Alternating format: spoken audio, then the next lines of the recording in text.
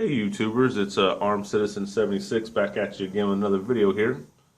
Today we're going to take a look at my new rifle I picked up a couple days ago from BudgsGunShop.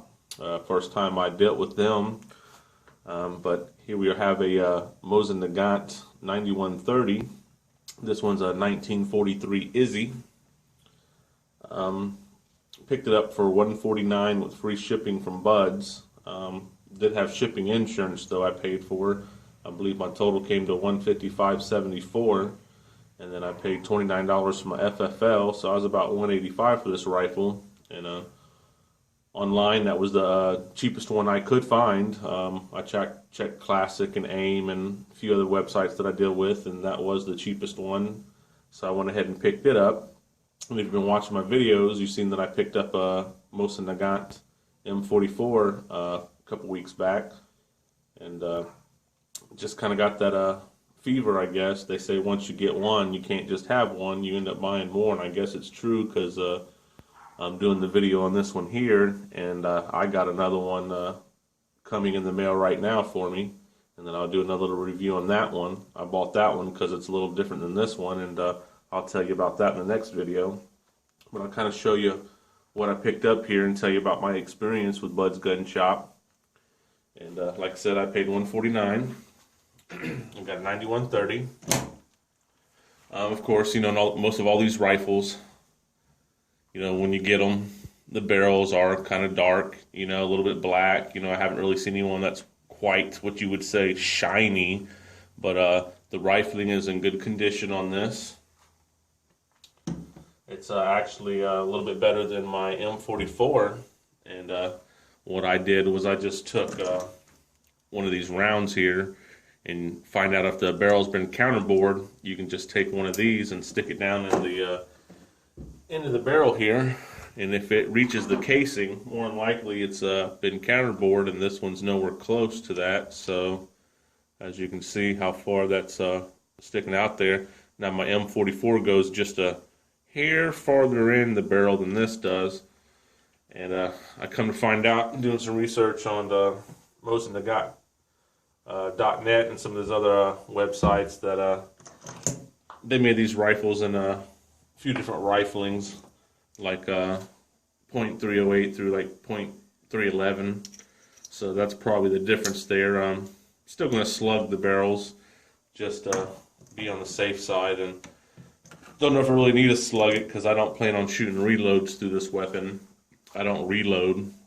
Don't really care for shooting reloads, so I don't know if that'll be a big deal. But if any of you guys know the answer to that one, just let me know if you think I should have to slug this if I don't intend to shoot reloads. But anyway, moving on. Like I said, I picked this up for $149 with FFL, came to $185. Very pleased with the rifle. There's no cracks in the stock whatsoever. However, my M44 with the laminated stock, I didn't notice the crack when I picked it up from the guy at the gun show. I looked at the gun over and over and over and didn't see it until, you know, I got out of there with it, and was a little upsetting about that. So I have ordered me another stock for my M44, and it's supposed to have no cracks, and hopefully when it comes in it's in good condition, and I'll put that stock on my M44, and then I'm going to go ahead and take the stock that was on my M44 because it has a small hairline crack in it, but the finish on it's real good. But I want something to practice on, and being that has a crack on it, I figure what I'll do is I'll go ahead and strip it down and go ahead and fix that crack, and then refinish the stock and see how I do.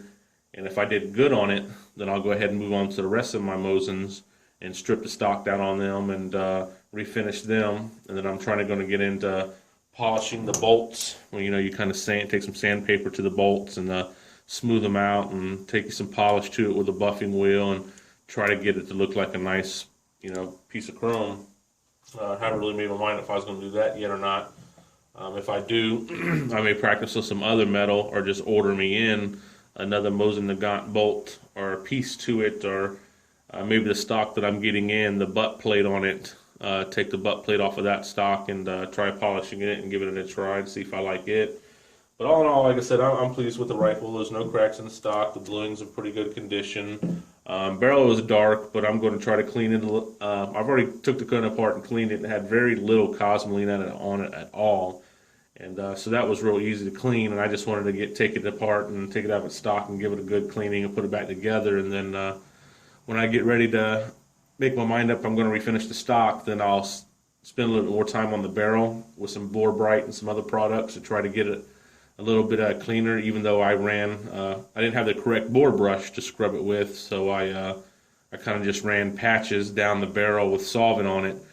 And of course it had dirty and a little bit of cosmoline in there because the patches were coming out green, but I just kept running patches down the barrel with solvent until they started coming out clean. And when they did that, I ran a couple dry patches, and then I went ahead and ran a patch with oil in it. That way I could throw it in my safe for storage until I'm ready to mess with it again. But I keep getting off the subject here talking about the gun, but like I said, was excellent and happy with the service I got from Buds. Would have gave it a 5 stars, but I'm only going to give it a 3 stars. And I'll tell you why here in just a second. Tell you the good parts about the gun. Like I said, no cracks in the stock. The bluing seems to be good. Pretty good rifling. Headspace checked out case, so it's going to be a good shooting rifle. And my main thing is it had no cracks, and the headspace was good, and the barrel was good. But however, it's not numbers matching. And I'll show you what I mean. Like they have the number on here. It's 186. The number on the bolt is matching, 186. Well, on the magazine, it is matching, but however, it's a force match. You can see where the Arsenal crossed out the number on the bottom of this plate and put in 186. So that's okay because it was a forced match, so it was done the right way. And this, however, it does match. And it did also come with the bayonet, which I forgot to bring out here, so I'll have to go get that in just a second. But tell you what, let me go get it, and then we'll be right back. So here we are, I'm back, and it also came with like I said, came with the bayonet. It's not numbers matching, but a lot of times I hear when you order the 9130s, majority of times the bayonet's not, even though the gun will be numbers matching. But does it mean anything to me? Sure it does. I think it adds a little bit more to the value of the originality of the gun when it's all numbers matching. But when you do find one that is a forced match like that, that just lets you know that it's been through the Arsenal refurbish and it's got the mark on the receiver. But like I said, for what I paid, $185, I'm happy with it because it was the cheapest I could find. I hear on some of these forums on Facebook, like Mosin Nagant and a few other ones, where you see people complaining, oh, why do you want $200 for it, or why do you want $250? I know these guns used to be like $49.99, $89.99, $100. We are talking a couple years ago.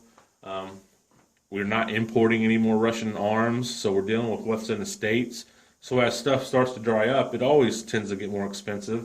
Wish I would have started getting these rifles a couple years ago when the big AR-15 thing was going on, and I was building one and having trouble finding parts. But all over the internet I'd find these rifles for less than $100, and I go, I don't want no, old rifle.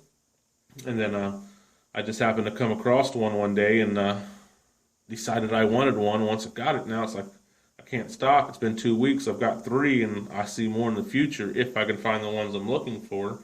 But all in all, I was happy with the Buds experience as far as it was easy to order. Picked my FFL off his website. I ordered it on a Saturday. I received it on a Wednesday, so it was super fast shipping. And the reason why I gave it 3 stars, as I'm going to tell you now, is because it wasn't numbers matching. And 2, in the description, Bud's Gun put Century Arms, excellent condition. And when they say Century Arms, that's who imported it. Which importers don't make a huge difference to me. But the rest of mine were Century, so I was kind of, glad that one was. But it was not. When I got it on the side of the gun, it says PW Arms. And I seen these on other websites, and they were going for like $159. So I did get this cheaper than theirs. But it said excellent condition in Century Arms. And when you say excellent condition, I mean it's all numbers matching, it's flawless, and it has a shiny barrel. Well, this ain't numbers matching, and the barrel is a little dark, but like I said, most of all the 9130s that you get, and any Mosin Nagants pretty much are, but as you can see there, it says, if it'll focus, and it probably won't, but PW Arms or whatever, which that's not upsetting, but it's not Century Arms, and it's not excellent condition, so I gave it another star off because of that. I would call this, you know, good condition, you know, very good. Good to very good, actually, is what I would call it. And it did, like I said, come with the bayonet. It came with the oil can, which it had some little bit of cosmoline on it, and I did clean it up. And it did come with your cleaning tools here. And there was one more cap, but it must be laying in there on top of my safe, and I must have not grabbed it either, but it come with one more tool with it. And then it come with this, is what you check your firing pin depth with, and a little screwdriver to take the barrel out and receiver out of the stock. So, you know, that was a pretty good deal for $185. And then I was talking with a friend that I met through work about, you know, getting a Mosin Nagant and needing to check the headspace on it, and he was like, well, I got headspace gauges if you want to borrow. And I said, oh man, that'd be great. So lo and behold, the next day he shows up with you know, the headspace gauges, which was cool. And then he had a couple gifts for me. He gave me a bag of these stripper clips here, and he gave me 20 rounds of the surplus ammo, which I thought that was real cool. Thanks, Tom, for that. If you're watching, I know you're probably going to check out the video. Thanks for the ammo and the stripper clips there. Let me borrow the gauge. As soon as my other rifle comes in, sometime this week, I'll check it and get these back to you. Let you know my M44 and this one right here checked out okay, so good to go on shooting it. Thanks. And guess what I'll do since I got these here? I really don't want to make a video on head spacing one because anybody can do it if you buy a set of these. It's no brainer, and you don't need to be a gunsmith or have any really big knowledge to use these. If I had my gun vise right now set up, I would put my rifle in it and just show you real quick, but I really don't think there's no need for that, but I will be, and I have my bolt here. Oh no, and speaking of this, I'll show you another thing about this gun. Even though it was a forced match and the bayonet don't match, I didn't realize it until a little bit later, but the cocking piece on here, if any of you guys have Mosins and into them, I know you probably can't see because of the camera, but that's a Tula mark right there. And this is an Izzy, and I don't know how to pronounce their name properly or how you're supposed to pronounce the name, so I go by their nickname Izzy, which I think this is an Izhevsk or something of that nature. I'm probably not saying it right, so I won't disgrace it and keep saying it. So, like I said, this is an Izzy, and it has a Tula cocking piece on the bolt, which isn't a really big deal. It still works. I would like to have an Izzy on it, but that's just kind of a characteristics of the gun by leaving it on there just to show that, you know, the Arsenal refurbished, you know, that's what they threw on it. But I'll probably order me one. They're not that much money. You can get them for like $8 to $12 for one, depending on the condition you find them in. But that's all it is, the cocking piece. As you can see here, it has the Izzy triangle with the lightning bolt in it. And that there was a Tula Star. This one here is out of my M44 here. And I was just going to kind of show you guys on doing the head spacing. You're going to get 3 gauges. You're going to get a go, a no-go, and a field gauge. And you're going to put the go gauge in, and then you're going to close your bolt. And the bolt should close, and that means pass. And then you're going to put your no-go gauge in, and you're going to try to close your bolt. And it's not going to close. Well, that means you passed. Then you're going to put your field gauge in, and you're going to try to close your bolt. And it's really not going to close. It's not going to get as close as the no gauge would. So that shouldn't close either, and that's a pass.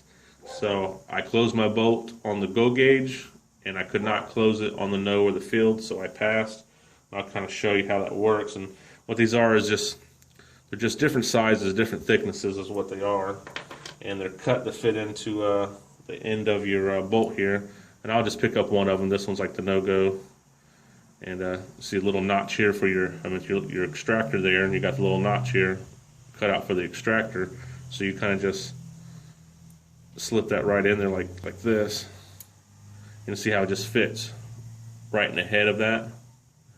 And then all you do is slide your bolt in and try to close it. And this one being a no-go, when you try to attempt that, it should not close. But as you can see, it just fits in the tip of your bolt like that, and that's all it is. Well, guys, I figured I'd just give you a look at my new rifle I picked up, tell you about my experience with Bud's gun. Like I said, it was my first purchase. I've seen a lot of bad things about them on the internet and some good things, and it kind of made me a little leery about ordering from them, but I'm going to tell you guys, my first purchase, I'm happy with the service that I got and the speed of the delivery. So if any of you guys have ever thought about shopping with Buds and you haven't yet, I say go for it and give them a try. But until next time, guys, like, share, subscribe, comment. Later.